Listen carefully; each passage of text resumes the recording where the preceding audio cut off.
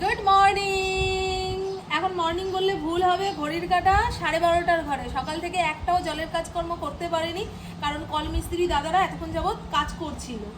তারপরে ওরা গেল, স্নান ধান সেরে রান্নাঘরে যাব আর দেখিয়ে দিই আজকে কি রান্না করব।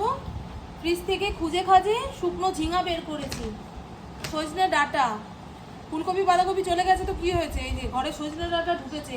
এই খেতে খেতে দেখবেন গালের চর্বি শেষ ডাঁটা চিবাতে চিবাতে। আর এই কুমড়োটা রয়েছে, এই দিয়ে তরকারি করব। হঠাৎ করে গরমটা পড়ে গেল না, তাই এখন হালকা ফুলকা যত রান্না হবে তত পেটও ভালো থাকবে, আর যারা রাঁধুনি তাদের প্রাণও বাঁচবে, তাই না বন্ধু? আর আমার ছেলে ছায়া সঙ্গী, ছেলে বললে ভুল হবে, ছেলে বললে তো আলাদা রকম যত্ন করতে হবে। এ হচ্ছে আমার ছায়া সঙ্গী।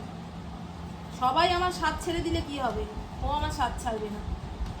তো চলুন বন্ধু, দেখা হচ্ছে কি রান্না করি না করি, মানে রান্না কি করব তো বলে দিলাম, রান্নার কালারটা কেমন আসলো সেটা আপনাদের দেখাতে হবে।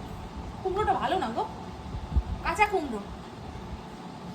আর গতকাল ছিল ঈদ উৎসব, এতক্ষণ যাবত গান চলছিল, আজান করলো বলে গানটা বন্ধ করেছে, এরপরে আবার চালু হবে।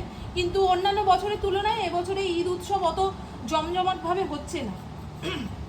অন্যান্যবার যেমন মানে গানের চোটে কান ফেটে যায়, এবছরে অত গান চলছে না, মানুষের মধ্যে সেই আনন্দটা নেই। কি জানি আমি সেটা ফিল করছি না, যাদের ঈদ তারাও ফিল করছে। আমাদের পাড়ায় এরকমই, এই সামনের রাস্তাটা পুরো ঈদের উৎসব, তাই না মা?